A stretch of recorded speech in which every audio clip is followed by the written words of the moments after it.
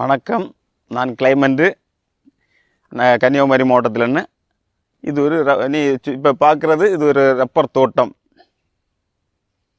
நான் ஒரு ரப்பர் விவசாயி. ஒரு 12 வருஷமாக அந்த விவசாயம் பண்ணிகிட்ருக்கிறேன்.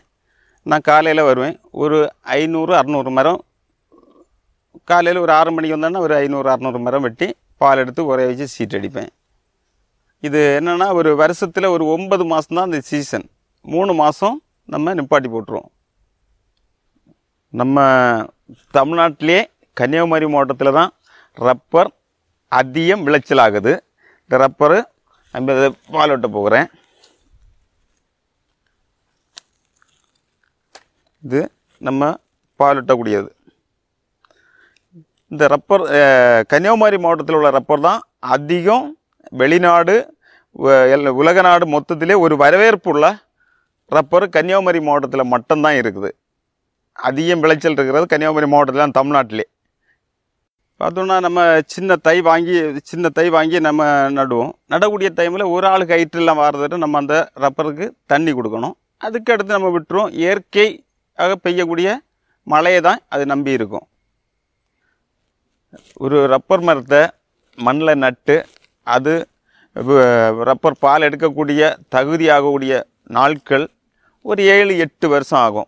இது ஒரு நல்ல ஒரு விளைஞ்ச மரம்.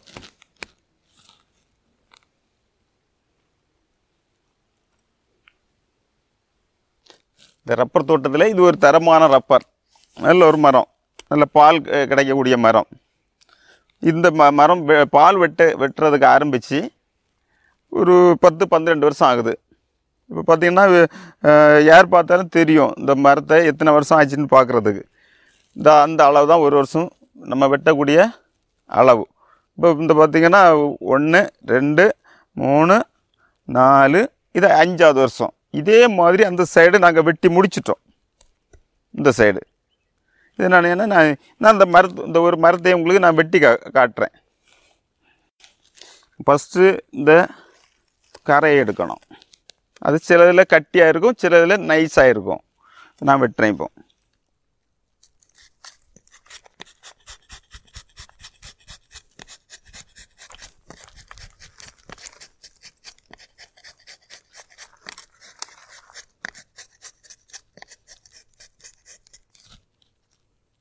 எடுத்துட்டேன். இது பார்த்திங்கன்னா அப்படியே பால் வடிஞ்சு சிரட்டைக்கு வந்துடும்.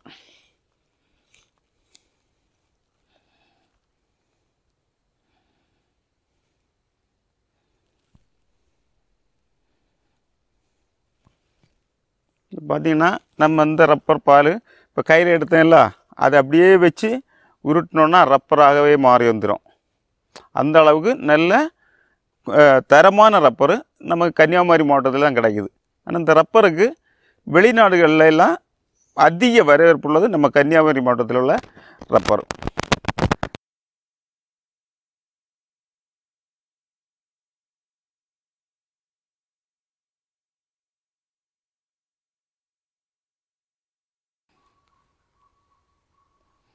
நம்ம பார்க்குற தோட்டத்தில் கிட்டத்தட்ட ஒரு 600 மரம் இருக்குது.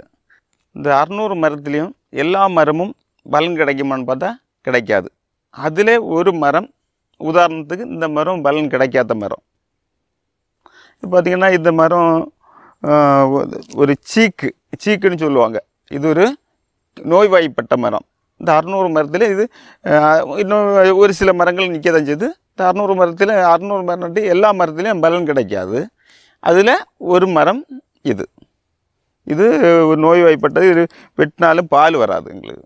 அதனால் என்ன பண்ணுறோம், இந்த மரத்தை அப்படியே விட்டுரும். இனி இந்த மரத்தை முறிச்சோன்னா என்னாகும், காற்றோட்டம் அதிகம் ஆகி பக்கத்தில் நிற்கக்கூடிய மரங்களை என்ன செய்யும், முறிஞ்சி கீழே விழுந்துடும். அதனால் இந்த மரத்தை லாஸ்ட் வரை நம்ம அப்படியே தான் விட்டுருப்போம். இது மரத்துக்காக 2வது வெட்டி எடுப்பாங்க. நம்ம பார்த்திங்கன்னா இயற்கை தந்த எதுவுமே பலன் அளிக்காத போனதே இல்லை. இந்த மரத்தை பார்த்திங்கன்னா பால் விட்டுறதுக்காக நம்ம நட்டோம். அதில் ரப்பர் தான் கிடைக்கல.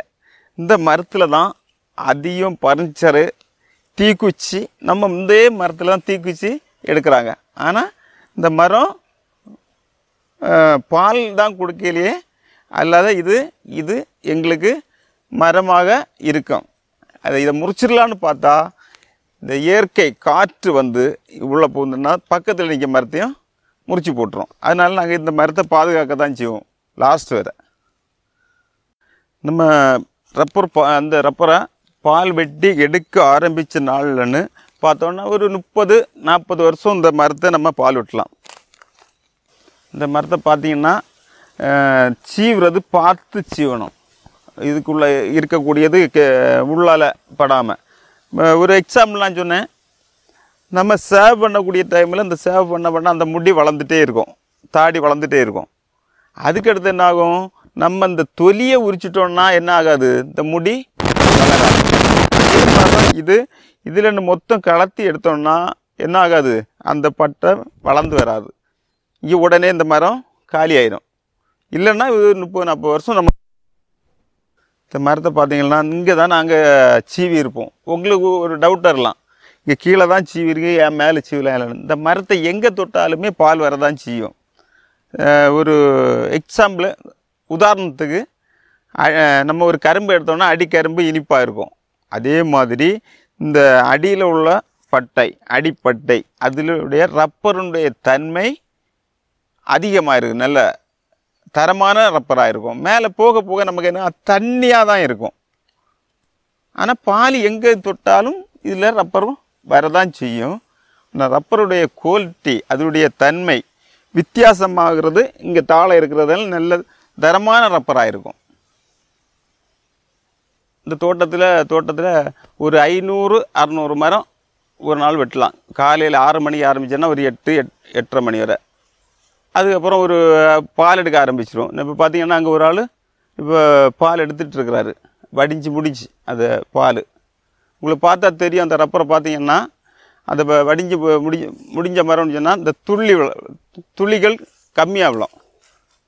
இந்த மரத்தை பார்த்தீங்கன்னா இந்த ரப்பரு பால் துளி சின்ன துளியாக விழும், அது முடிஞ்சிச்சு. அதிக நேரம் வச்சுட்டோம்னா உறைஞ்சி போகும். நம்ம இப்போ இந்த மரத்தில் பால் எடுத்துருக்குறோம், அதிக நேரம் நம்ம இந்த சிரட்டை இருந்தீங்கன்னா என்ன ஆயிரும், பால் கட்டி பிடிச்சிரும். அதை எடுத்து ரப்பர் சீட்டாக்க முடியாது. இந்த மரத்தை பார்த்திங்கன்னா இது காலையில் சீவின மரம். இந்த மரம் ஒவ்வொரு சொட்டாக விழுந்து சிரட்டை இந்த இதில் இருக்குது. இதை நீ அங்கே வரக்கூடிய ஆள் எடுத்து வாளியில் விட்டு கொண்டு போவார்.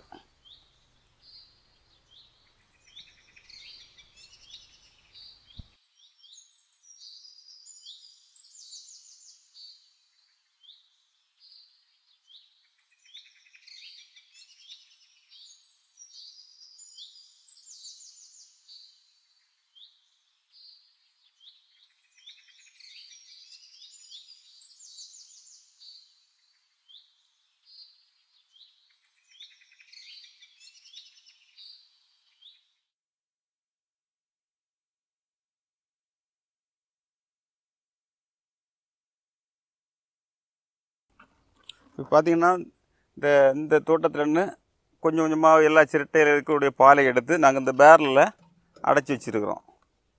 இதை நீ வந்து டெம்போவில் வந்து கலெக்ட் பண்ணிட்டு போவாங்க. நம்ம நேரமாக அங்கே மேலே பார்த்தோம் இல்லை, அந்த பால் எடுக்கிறது கலெக்ட் பண்ணது அந்த வாளியில் எடுத்தோம் இல்லை, அந்த பாலை இங்கே கொண்டு வந்து இப்போ உரைய வைக்கிறாங்க. இதே கூட தண்ணி ஆசிட்டு மிக்ஸ் பண்ணி நல்லா கலக்கணும். கலக்கினா தான் இது உறையும்.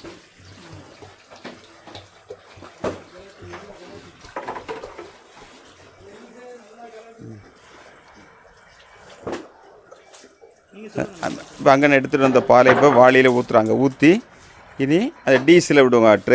ட்ரேயில் விட்டு தண்ணியும் ஆசிட்டும் இன்னும் மிக்ஸ் பண்ணி வச்சு ஒரு 1/2 ஹவரில் உறைஞ்சிரும். அதை எடுத்து சீத்தாக அடிச்சிருவாங்க. இப்போ பாலை விட்டுறாங்க.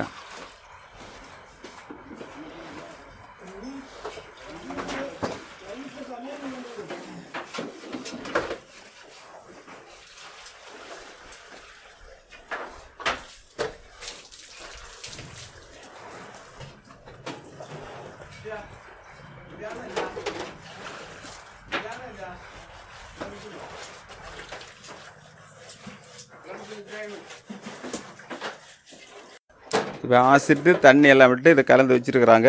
இது 1/2 மணி நேரத்தில் இது உறைஞ்சிரும், கட்டி ஆயிரும். அதுக்கப்புறம் சீட்டை அடிப்பாங்க.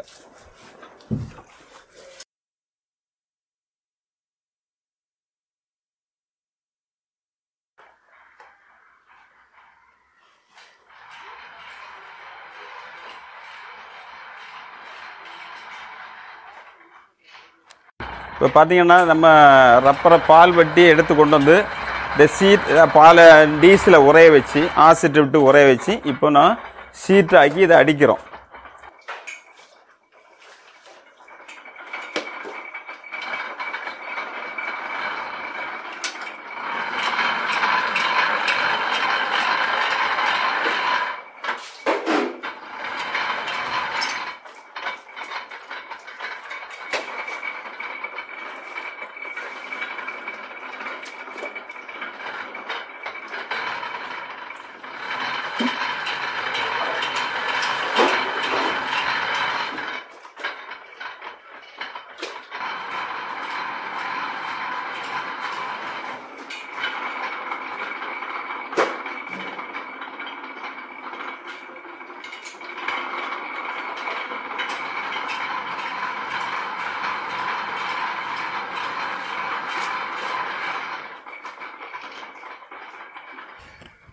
நம்ம இப்போ பார்க்கக்கூடியது இந்த சீட்டை பாலை எடுத்து உரைய வச்சு சீட்டாக்கி அந்த சீட்டை அச்சு அந்த மிஷினில் போட்டு சீட்டாக்கி அடித்து இதை நாங்கள் காய போடுவோம். இது 3 நாள் உள்ளாலன்னு காய்ஞ்ச பிறகு சீட்டாயிரும்.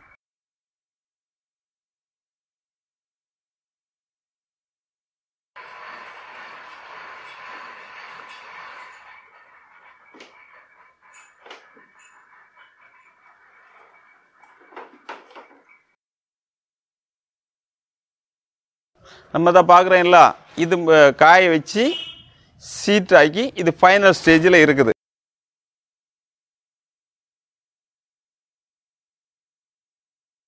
இதை இனி தரம் பிரித்து இது அவங்க தேவைக்குள்ள தரத்தின் அடிப்படையில் இதை எடுத்து கொண்டு போவாங்க ஏஜென்ட்டுகள்.